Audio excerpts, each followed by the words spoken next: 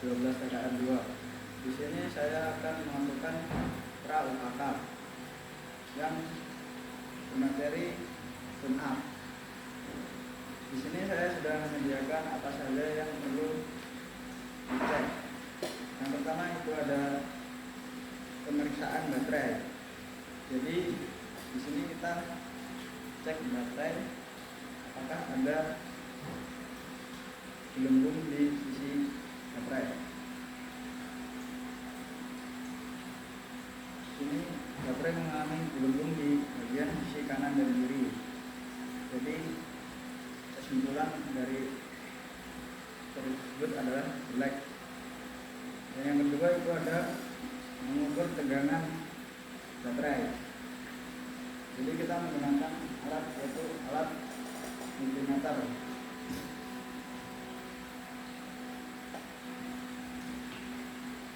Jadi ini alat yang kita gunakan yaitu multimeter.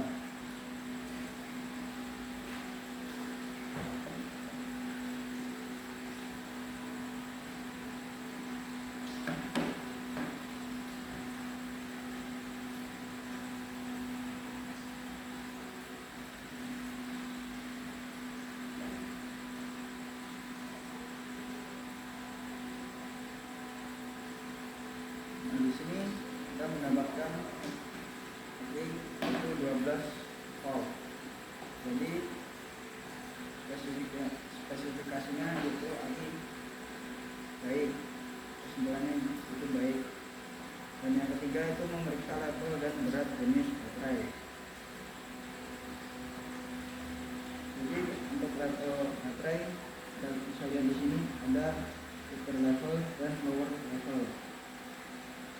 Jadi upper level itu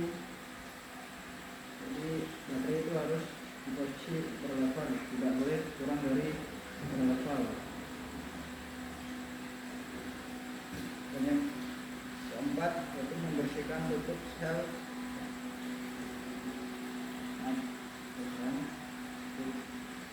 Kita periksa berat jenis baterai. Kita menggunakan alat hidrometer.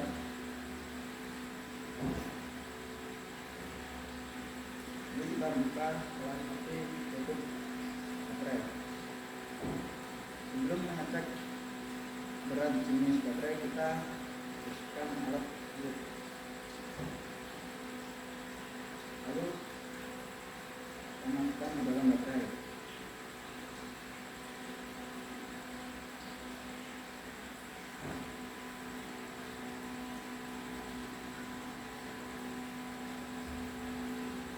Nah, di sini air aki menunjukkan di berwarna merah. Jadi untuk berwarna merah ini aki perlu dicas. Dan jika yang berwarna putih itu aki perlu diganti, dan hijau itu baik. Di sini air aki menunjukkan berwarna merah, jadi aki perlu dicas. Jadi kesimpulannya itu jelek, aki perlu dicas.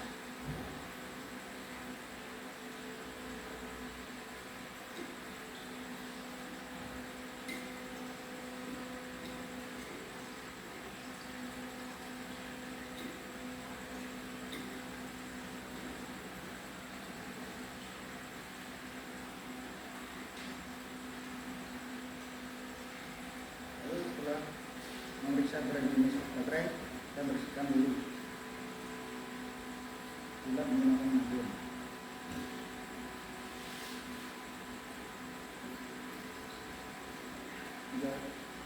Sudah kita lanjut yaitu membersihkan tutup sel dan terminal baterai. Jadi kita periksa tutup baterai apakah ada kebocoran pada tutup tersebut. Di sini tidak terdapat kebocoran pada baterai. Jadi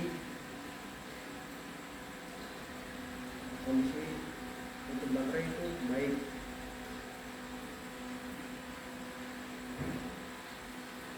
Kita pemeriksaan air cleaner. Ini ada air cleaner, kita periksa apakah ada kotoran Nah, jika ada kotoran pada air cleaner itu perlu diganti. Nah, yang kedua itu pemeriksaan sistem pendingin. Ini kita periksa sistem pendingin, apakah ada kotoran atau kotoran lainnya. Di sini tidak terdapat kerusakan pada sistem pendingin. Ketiga itu pemeriksaan UV coolant. Di sini kita periksa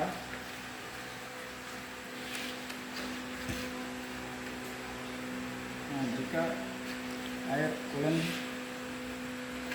lebih batas ini itu baik.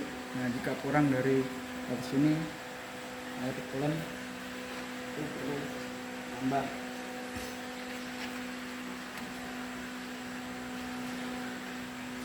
Selanjutnya itu pemeriksaan radiator kap. Di sini kita periksa radiator kap. Ada. Selanjutnya kita periksa radiator kap. Nah, di sini kita buka dulu radiator kapnya. Nah, di sini kita periksa apakah ada karat. Nah, jika ada karat seperti ini perlu diganti. Nah, kita memeriksa kerusakan. Nah, jika lalu kalau sudah kita tutup kembali.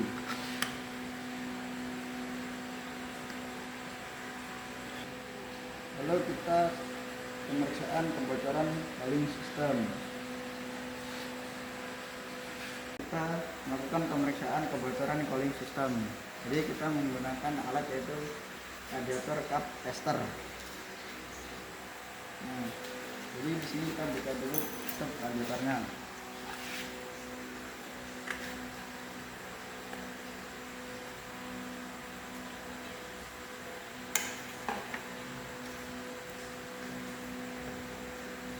Sudah pasang, lalu kita masukkan radiator kap testernya.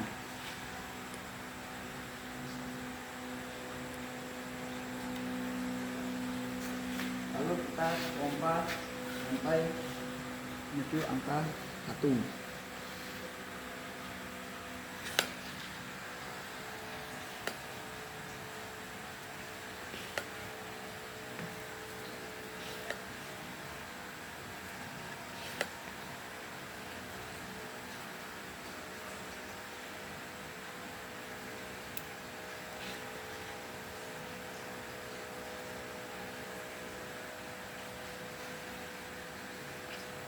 Nah, jika tidak terjadi turun atau naik, berarti itu baik, tidak terjadi kerusakan.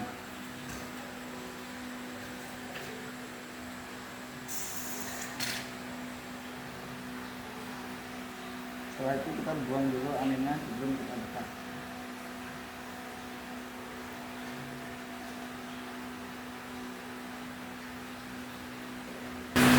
Selanjutnya kita melakukan pemeriksaan kebocor sirkulasi coolant. Nah, di sini kita cek apakah ada kerusakan. Nah, di sini ada kerusakan yaitu lecet sedikit. Nah, jadi jika ada lecetan seperti ini itu perlu diganti.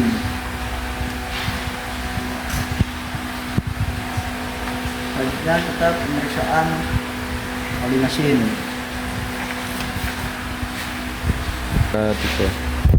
Oli mesin. Ini kita bersihkan dulu menggunakan majun. Lalu kita masukkan stick tersebut untuk mengetahui kondisi oli mesin.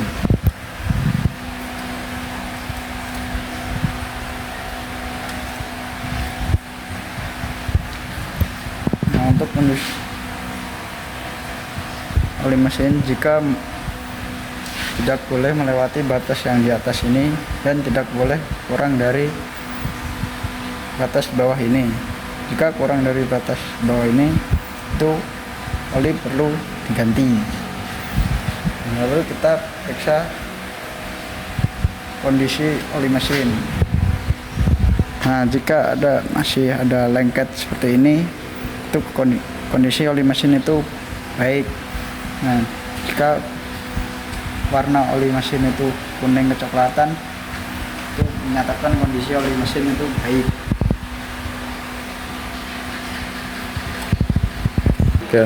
Lalu kita di sini pemeriksaan sistem pengapian. Oke. Lalu di sini kita akan melakukan pemeriksaan sistem pengapian, yaitu pemeriksaan alat penggerak besi. Nah, di sini jika ada kerusakan seperti pecah ini, nah itu perlu diganti. Lalu kita lakukan menyetel celah busi dan membersihkan busi. Nah, jadi kita untuk menyetel celah busi menggunakan alat yaitu roller block.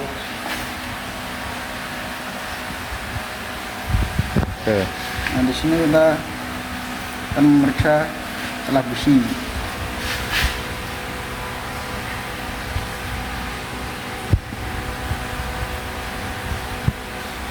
Oke. Jadi kita akan menyetel celah busi dan membersihkan busi. Nah, Oke. ini kita akan menyetel celah busi dan membersihkan busi. Nah, standar untuk celah busi yaitu 0,7 sampai 1,9. Nah, di sini kita akan melakukan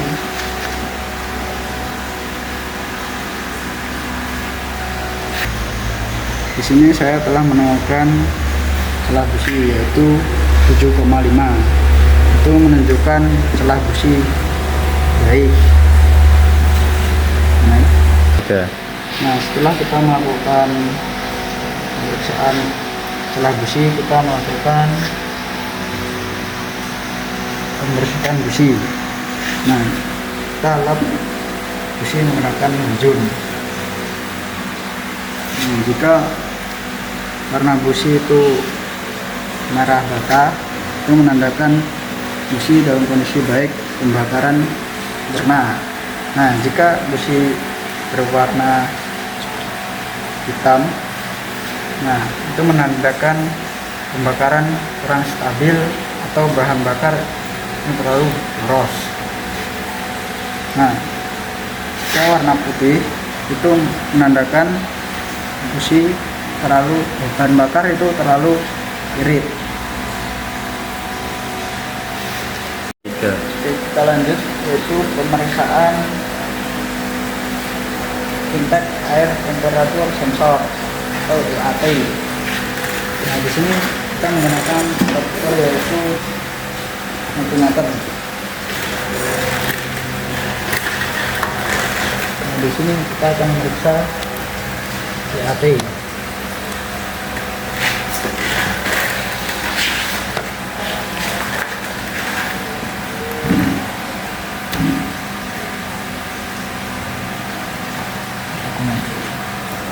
Nah, di sini menunjukkan yaitu hasilnya yaitu 1,7.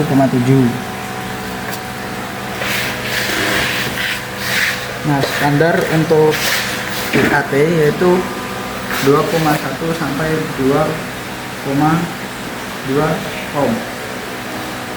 Lalu kita lanjut pemeriksaan throttle position sensor atau TPS.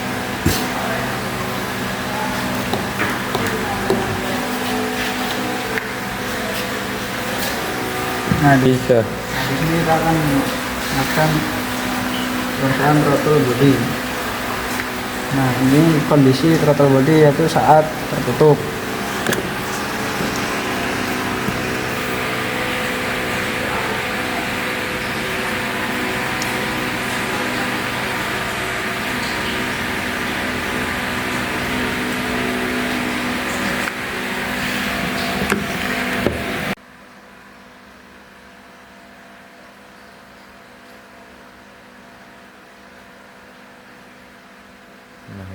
Nah, di sini Pemeriksaan TPS. di sini kita mendapatkan hasil saat TPS sedang posisi terbuka yaitu 1,5. Nah, untuk standar TPS saat terbuka yaitu 1,3 sampai 5,8 volt. Lalu kita lanjut pemeriksaan manifold absolute pressure sensor atau MAP sensor. 3.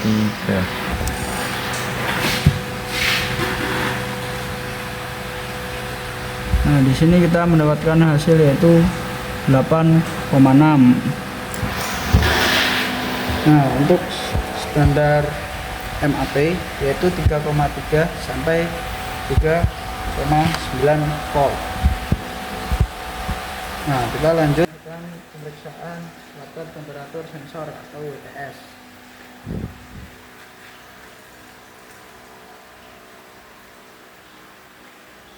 Nah, di sini kita mendapatkan hasil yaitu 2,8. Nah, untuk standar WTS yaitu 2,29 sampai 2,59. Lanjut kita melakukan pemeriksaan kerja aktuator. Nah, di sini kita akan pemeriksaan. Selanjutnya kita akan melakukan pemeriksaan kerja aktuator. Yang pertama itu pemeriksaan resistansi injektor. Nah, ini kita periksa.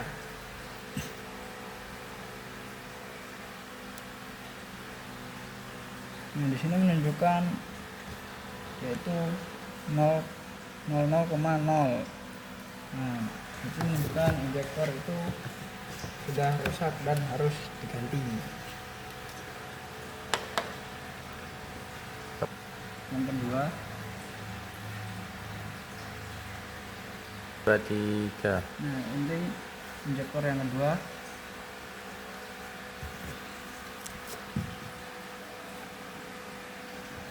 Nah, menunjukkan 0,0. Lanjut kita melakukan pemeriksaan ke injektor yang ketiga. Nah, di sini juga menunjukkan 0,0. Lanjut kita meriksa injektor yang keempat. Nah, di sini menunjukkan 0,0 dan itu menunjukkan injektor harus diganti. Sekian dari saya. Wassalamualaikum warahmatullahi wabarakatuh.